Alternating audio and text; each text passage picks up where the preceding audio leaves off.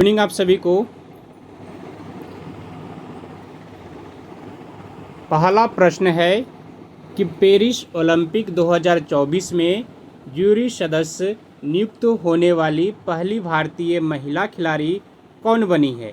Option A में है Sharath Kamal, B में है बिल्किस मीर, सी में है पूर्णिमा बनर्जी, डी में उपर्युक्त में से एक से अधिक या उपर्युक्त में से कोई नहीं। तो इसका सही उत्तर हो जाएगा ऑप्शन बी, बिल्किस मीर बनी है जूरी सदस्य नियुक्त होने वाली पहली भारतीय महिला खिलाड़ी पेरिस ओलंपिक में। तो ऑप्शन बी इसका सही उत्तर है। अगला प्रश्न है कि हाल ही में 22 से 26 जनवरी 2024 तक भारत की यात्रा पर रहे संयुक्त राष्ट्र संघ महासभा के 78वें सत्र के अध्यक्ष कौन है। ऑप्शन ए में है पिरामिन ब्लेक, बी में है डेनिस फ्रांसिस, सी में है एंटोनियो गुटेरेस, डी में है उपर्युक्त में से एक से अधिक या फिर ई में उपर्युक्त में से कोई नहीं। तो इसका सही उत्तर हो जाएगा ऑप्शन बी, डेनिस फ्रांसिस है। अगला प्रश्न है कि टाइम पत्रिका द्वारा जारी 2024 की 100 सबसे प्रभावशाली लोगों की सूची में किस भारतीय अभिनेत्री को शामिल किया गया है। ऑप्शन ए में है कंगना रनौत, बी में है आलिया भट्ट, सी में है हेमा मालिनी, डी में उपर्युक्त में से एक से अधिक या फिर ई में है उपर्युक्त में से कोई नहीं। तो इसका सही उत्तर हो जाएगा ऑप्शन बी, आलिया भट्ट 100 सबसे प्रभावशाली लोगों की सूची में शामिल है भारतीय अभिनेत्री। अगला प्रश्न है कि भारत की पहली ई स्पोर्ट्स अकादमी कहाँ खोली गई है। ऑप्शन ए में है बिहार, बी में मध्य प्रदेश, सी में मणिपुर, डी में उपर्युक्त में से एक से अधिक और ई में उपर्युक्त में से कोई नहीं। भारत की पहली ई स्पोर्ट अकादमी मध्य प्रदेश में खोली गई। तो ऑप्शन बी जो है इसका सही उत्तर है। अगला प्रश्न है कि मार्च 2024 में जारी मानव विकास सूचकांक में भारत की क्या रैंक है। ऑप्शन ए में है 134वां, बी में है 93वां, सी में है 75वां और डी में उपर्युक्त में से एक से अधिक या फिर उपर्युक्त में से कोई नहीं। तो इसका सही उत्तर हो जाएगा ऑप्शन ए, 134वां रैंक है भारत का। मार्च में 2024 मार्च में मानव विकास सूचकांक जारी हुआ जिसमें कि भारत का रैंक 134वां है। अगला प्रश्न है कि नीति आयोग ने किसकी सहायता से स्कूलों में फ्रंटियर टेक्नोलॉजी लैब्स को लॉन्च किया है। ऑप्शन ए में है मेटा, बी में है अटल इनोवेशन मिशन, सी में है माइक्रोसॉफ्ट और डी में उपर्युक्त में से एक से अधिक और ई में उपर्युक्त में से कोई नहीं।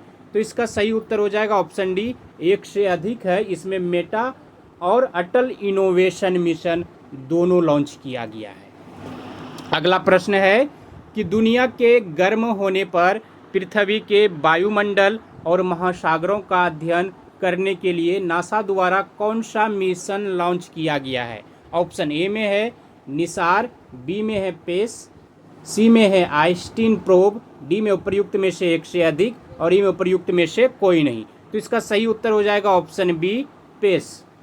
पेस को लॉन्च किया गया है नासा के द्वारा जिससे कि पता चल सके पृथ्वी के वायुमंडल और महासागरों का अध्ययन होने में कि दुनिया गर्म कैसे होती है।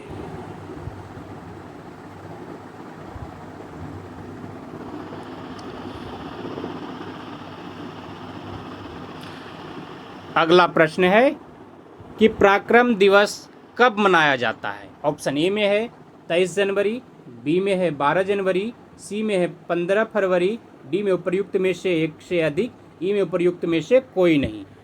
तो ऑप्शन ए जो है 23 जनवरी को पराक्रम दिवस मनाया जाता है। ऑप्शन ए इसका सही है। अगले प्रश्न को हम लोग देखते हैं कि निम्नलिखित में से किसने सुरक्षा वाल्व सिद्धांत का उपयोग किया और यह राय दी कि भारतीय राष्ट्रीय कांग्रेस लॉर्ड डफरिन के दिमाग की एक उपज थी। ऑप्शन ए में है लाला लाजपत राय, बी में है ए.ओ. ह्यूम, सी में है जवाहरलाल नेहरू, डी में उपर्युक्त में से एक से अधिक और ई में उपर्युक्त में से कोई नहीं। यह जो सिद्धांत है सुरक्षा वाल्व सिद्धांत का उपयोग किया और यह राय जो दी यह लाला लाजपत राय ने दी थी। तो ऑप्शन ए जो है इसका सही उत्तर है। उन्होंने कहा था कि भारतीय राष्ट्रीय कांग्रेस जो है लॉर्ड डफरिन के दिमाग की उपज थी। अगला प्रश्न है कि निम्नलिखित में से कौन सा कथन सही है। ऑप्शन ए में है रॉलेट एक्ट सन 1909 में पारित किया गया, बी में है बाल विवाह निरोधक अधिनियम 1929 में पारित किया गया, सी में गांधी इरविन समझौता 1926 में हस्ताक्षर किए गए और डी में उपर्युक्त में से एक से अधिक या फिर इनमें से कोई नहीं। इसमें सही है ऑप्शन बी में जो है बाल विवाह निरोधक अधिनियम 1929 में पारित किया गया, ये कथन सही है। अगला प्रश्न है कि निम्नलिखित में से कौन सा विकल्प सुमेलित नहीं है। ऑप्शन ए में है तुम मुझे खून दो मैं तुम्हें आज़ादी दूंगा, सुभाष चंद्र बोस ने कहा था, ये सही है। स्वराज मेरा जन्मसिद्ध अधिकार है, यह कथन बाल गंगाधर तिलक का था, ये भी सही है। करो और मरो का नारा महात्मा गांधी ने दिया था और यहाँ पर लिखा हुआ है लाला लाजपत राय, तो ये कथन गलत है, यहाँ पर यानी सुमेलित नहीं है। तो ऑप्शन सी जो है इसका उत्तर हो जाएगा। अगला प्रश्न है कि असहयोग आंदोलन के बाद महात्मा गांधी के मुकदमे की सुनवाई करने वाले न्यायाधीश का नाम क्या था। ऑप्शन ए में है न्यायमूर्ति हेराल्ड ब्लेकर, बी में है न्यायमूर्ति एडम बिटलस्टन, सी में है न्यायमूर्ति CN ब्रूमफील्ड और डी में उपर्युक्त में से एक से अधिक और ई में उपर्युक्त में से कोई नहीं। तो इसका सही उत्तर हो जाएगा ऑप्शन सी, न्यायमूर्ति CN ब्रूमफील्ड था असहयोग आंदोलन के बाद महात्मा गांधी के मुकदमे की सुनवाई करने वाले न्यायाधीश का नाम। तो ऑप्शन सी इसका सही उत्तर है। अगला प्रश्न है कि निम्नलिखित में से किसने कहा था रॉलेट एक्ट एक निवारक हत्या है। ऑप्शन ए में है JB कृपलानी, बी में है बाल गंगाधर तिलक, सी में है एडविन सैमुअल मॉन्टेग्यू, डी में उपर्युक्त में से एक से अधिक और ई में उपर्युक्त में से कोई नहीं। तो इसका सही उत्तर हो जाएगा एडविन सैमुअल मॉन्टेग्यू ने कहा था कि रॉलेट एक्ट एक निवारक हत्या है। तो ऑप्शन सी जो है इसका सही उत्तर है। अगला प्रश्न है कि गदर पार्टी की स्थापना कब और कहाँ हुई थी। ऑप्शन ए में है अमेरिका 1913, बी में है इंग्लैंड 1917, सी में है अमेरिका 1917, डी में उपर्युक्त में से एक से अधिक और ई में उपर्युक्त में से कोई नहीं। गदर पार्टी की स्थापना 1913 में हुआ था और वह अमेरिका में हुआ था। तो ऑप्शन ए जो है इसका सही उत्तर है। अगला प्रश्न है कि सत्य शोधक समाज की स्थापना किसने की। ऑप्शन ए में है ज्योतिबा फूले, बी में है भीमराव अंबेडकर, सी में है महात्मा गांधी और डी में है उपर्युक्त में से एक से अधिक और ई में उपर्युक्त में से कोई नहीं। सत्य शोधक समाज की स्थापना ज्योतिबा फूले ने किया था। तो ऑप्शन ए जो है इसका सही उत्तर है। अगले प्रश्न को हम लोग देखते हैं।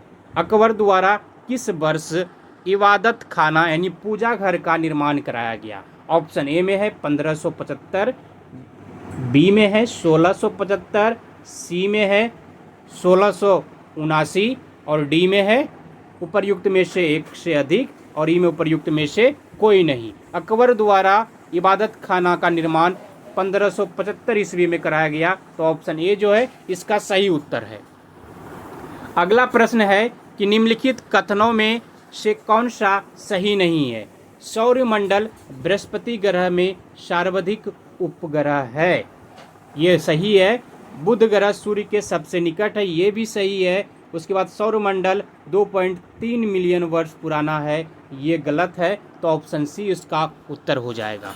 अगला प्रश्न है कि कौन सा अर्थशास्त्री यह मानता था कि बेरोजगारी असंभव है और यह किसी भी उतार चढ़ाव का सामना करने के लिए बाजार तंत्र की एक अंतर्निर्मित नियामक प्रणाली होती है। ऑप्शन ए में है JM किंज, बी में है ओहोलिन, सी में है JB साय और डी में है गालब्रेथ और ई में उपर्युक्त में से एक से अधिक या फिर इनमें से कोई नहीं। तो इसका सही उत्तर हो जाएगा ऑप्शन सी JB साय। ऑप्शन सी जो है इसका सही है। JB साय अर्थशास्त्री यह मानता था कि बेरोजगारी असंभव है और यह किसी भी उतार चढ़ाव का सामना करने के लिए बाजार तंत्र की एक अंतर्निर्मित नियामक प्रणाली होती है।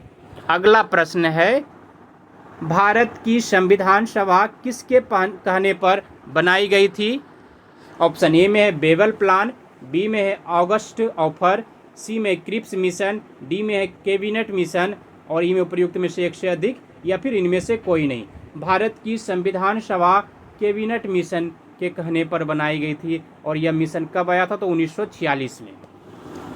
अगला प्रश्न है कि राज्य का एक अनिवार्य तत्व निम्न में से कौन सा है? ऑप्शन ए में है प्रभुसत्ता, बी में है शासन यानी सरकार, सी में है राष्ट्र क्षेत्र, डी में ये सभी और ई में उपर्युक्त में से एक से अधिक या फिर इनमें से कोई नहीं। राज्य का एक अनिवार्य तत्व है, इसमें ऑप्शन डी जो है ये सभी अनिवार्य तत्व है, तो ये सभी इसका सही उत्तर हो जाएगा। प्रभुसत्ता भी, शासन ये भी और राज्य क्षेत्र भी। अगला प्रश्न है, 44वें संशोधन के अंतर्गत कौन सा विधिक अधिकार बन गया? शिक्षा का अधिकार, संपत्ति का अधिकार, न्यायिक उपचार का अधिकार, काम का अधिकार, उपर्युक्त में से एक से अधिक या इनमें से कोई नहीं। तो संपत्ति के अधिकार को मूल अधिकार से हटाकर विधिक अधिकार में रख दिया गया। अगला प्रश्न है, तो ऑप्शन बी इसका सही हो जाएगा। अगला प्रश्न है आप सभी के लिए कि किस संविधान संशोधन अधिनियम द्वारा संपत्ति के मूल अधिकार नहीं रहा? ऑप्शन ए में है 44वां, बी में है 43वां, सी में है 42वां और डी में है 45वां। तो इसका सही उत्तर हो जाएगा ऑप्शन ए, 44वां संविधान संशोधन द्वारा संपत्ति को मूल अधिकार से हटाकर विधिक अधिकार में रख दिया गया।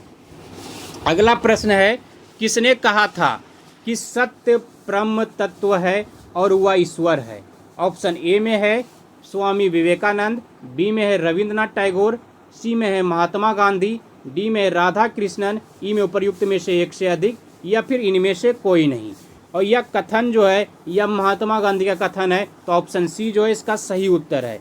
महात्मा गांधी ने कहा था सत्य परम तत्व है और वह ईश्वर है। अगला प्रश्न है कि निम्न में से कौन सी जनजाति ताना भगत आंदोलन के साथ जुड़ी है? ऑप्शन ए में है उराव, बी में है संथाल, सी में है मुड़ा और डी में है कोंडा डोरा और ई में उपर्युक्त में से एक से अधिक या फिर इनमें से कोई नहीं। ताना भगत आंदोलन के साथ उराव जनजाति जुड़ी हुई थी, तो ऑप्शन ए जो है इसका सही उत्तर हो जाएगा। अगला प्रश्न है कि नौजवान भारत सभा किसने स्थापित किया था? ऑप्शन ए में है बीसी पाल, बी में है जी सुब्रमण्यम अय्यर, सी में है सरदार भगत सिंह, डी में है रुक्मणी लक्ष्मीपत और ई में उपर्युक्त में से एक से अधिक या फिर इनमें से कोई नहीं। तो नौजवान भारत सभा की स्थापना सरदार भगत सिंह ने किया था, तो ऑप्शन सी जो है इसका सही उत्तर है। अगला प्रश्न है, 1921 ईस्वी में नरेंद्र मंडल या चैम्बर ऑफ प्रिंसेस किसके द्वारा आरंभ किया गया था? ऑप्शन ए में है लॉर्ड कर्जन, बी में है ड्यूक ऑफ कैनाउट, सी में है ड्यूक ऑफ वेलिंगटन, डी में है लॉर्ड वेलेजली और ई में उपर्युक्त में से एक से अधिक या फिर इनमें से कोई नहीं। तो इसका सही उत्तर हो जाएगा ऑप्शन बी, ड्यूक ऑफ कैनाउट। अगला प्रश्न है कि बुद्ध धम्म और संघ मिलाकर कहलाते हैं? ऑप्शन ए में त्रिरत्न, बी में त्रिवर्ग, सी में त्रिसर्ग और डी में त्रिमूर्ति। बुद्ध धम्म और संघ मिलकर त्रिरत्न कहलाता है। ऑप्शन ए इसका सही उत्तर है। लिच्छवी दोहित्र किसे कहते थे? ऑप्शन ए में है चंद्रगुप्त प्रथम को, बी में है स्कंदगुप्त को, सी में कुमारगुप्त को, डी में है समुद्रगुप्त को, ई में उपर्युक्त में से एक से अधिक या फिर इनमें से कोई नहीं। तो इसका सही उत्तर हो जाएगा ऑप्शन डी, समुद्रगुप्त को लिच्छवी दोहित्र के नाम से जानते थे। अगला प्रश्न है कि किस पर्वतीय स्थल को सतपुरा की रानी कहते हैं? ऑप्शन ए में है पंचमरी मध्य प्रदेश, बी में है नीलगिरी, सी में है महेंद्रगिरी, डी में है कार्डमम और ई में उपर्युक्त में से एक से अधिक या इनमें से कोई नहीं। तो इसका सही उत्तर हो जाएगा ऑप्शन ए, पंचमरी मध्य प्रदेश को पर्वतीय स्थल को सतपुरा की रानी कहते हैं। अगला प्रश्न है कि वह देश कौन सा है जहां ड्रिप सिंचाई का प्रयोग अधिक कुशलता से यानी अधिक सुविधा अनुसार किया जा सकता है। तो ए में है भारत, बी में श्रीलंका, सी में इजराइल, डी में इंग्लैंड और ये उपयुक्त में से एक से अधिक या फिर इनमें से कोई नहीं। तो इसका सही उत्तर हो जाएगा ऑप्शन सी, इजराइल में। अगला प्रश्न है, निम्न में से कौन सी एक संकटापन्न जाति है? ऑप्शन ए में है ब्लैक बग यानी कृष्णसार, बी में है भ्राल, सी में है गंग डॉल्फिन, डी में है मिथुन, ई में उपयुक्त में से एक से अधिक या फिर इनमें से कोई नहीं। तो इसका सही उत्तर हो जाएगा ब्लैक बग यानी कृष्णसार जो है संकटापन्न जाति है। ऑप्शन ए इसका सही उत्तर है। अगला प्रश्न है, निम्न मानव निर्मित विपदाओं में कौन सी सामाजिक रूप से प्रेरित है? ऑप्शन ए में है मलबा संकलन, बी में है खारे जल का अंतर्वेद और सी में है गृहदाह, डी में ओजोन निषेचन और ई में प्रयुक्त में से एक से अधिक या फिर इनमें से कोई नहीं। तो इसका सही उत्तर हो जाएगा गृहदाह। ऑप्शन सी इसका सही उत्तर है। अगला प्रश्न है, निम्न में से कौन सी अंतःस्राव ग्रंथि गर्दन में स्थित है? ऑप्शन ए में है अग्नाशय, बी में है अपटू यानी थायराइड, सी में है पीयूष, डी में अधिविक्र और ई में प्रयुक्त में से एक से अधिक या फिर इनमें से कोई नहीं। तो इसका सही उत्तर हो जाएगा अपटू यानी थायराइड ग्रंथि। ऑप्शन बी इसका सही उत्तर होगा। अगला प्रश्न है कि रेडियो संचार में प्रेषण एंटीना द्वारा उत्सर्जित संकेत प्रतिबिंबित होते हैं। ऑप्शन ए में है समताप मंडल पर, बी में है ओजोन मंडल पर, सी में है आयन मंडल पर, डी में है क्षोभ मंडल पर, ई में उपयुक्त में से एक से अधिक या फिर इनमें से कोई नहीं। तो इसका सही उत्तर हो जाएगा ऑप्शन सी, आयन मंडल पर प्रतिबिंबित होते हैं ये उत्सर्जित संकेत। अगला प्रश्न है कि एक्सोबायोलॉजी एक विज्ञान है जिसका संबंध है लुप्त रूपों के साथ, बी में अन्य ग्रहों के में जीवन के साथ, सी में है बाह्य अंतरिक्ष में जीवन के साथ, डी में है समुद्री आवास में जीवन के साथ, ई में है उपर्युक्त में से एक से अधिक या फिर इनमें से कोई नहीं। तो इसका सही उत्तर हो जाएगा ऑप्शन बी, अन्य ग्रहों में जीवन के साथ। एक्सोबायोलॉजी एक विज्ञान जिसका संबंध अन्य ग्रहों में जीवन के साथ है। तो ऑप्शन बी जो है इसका सही उत्तर है। अगला प्रश्न है, कीट विज्ञान अध्ययन है पक्षियों का, जीवाश्मों का, कीटों का, फफूंद का, ई में उपर्युक्त में से एक से अधिक या इनमें से कोई नहीं। कीट विज्ञान जो है वह कीटों का अध्ययन है। तो ऑप्शन सी जो है इसका सही उत्तर हो जाएगा। अगला प्रश्न है कि वयस्कों में खाली पेट रुधिर ग्लूकोज स्तर mg प्रति 100 ml में कितना होता है? ऑप्शन ए में है 200, बी में है 100, सी में 160, डी में 60, ई में प्रयुक्त में से एक से अधिक या फिर इनमें से कोई नहीं। तो 100 होना चाहिए। अगला प्रश्न है, वयस्क मानव में रुधिर की समान मात्रा होनी चाहिए। ऑप्शन ए में है 5 लीटर, बी में है 1 लीटर, सी में है 3 लीटर, डी में है 7 लीटर, ई में प्रयुक्त में से एक से अधिक या फिर इनमें से कोई नहीं। वयस्क मानव में रुधिर की समान मात्रा 5 लीटर होना चाहिए। तो ऑप्शन ए जो है इसका सही उत्तर है। अगला प्रश्न है, बुद्धि का केंद्र स्थित है। ऑप्शन ए में है प्रमस्तिष्क में, बी में है अनुमस्तिष्क में, सी में है मेडुला में, डी में है थैलेमस में और ई में उपर्युक्त में से एक से अधिक या फिर इनमें से कोई नहीं। बुद्धि का केंद्र जो है वह प्रमस्तिष्क में स्थित होता है। तो ऑप्शन ए जो है इसका सही उत्तर है। अगला प्रश्न। धन्यवाद आप सभी को। जय हिंद। मिलते हैं अगले दिन फिर 40 जीके जीएस प्रश्नों के साथ। अगर आप लोगों को मेरा यह वीडियो अच्छा लगा हो तो लाइक कीजिएगा और अपने दोस्तों में इसे शेयर अवश्य कर दीजिएगा। जिन लोगों ने अभी तक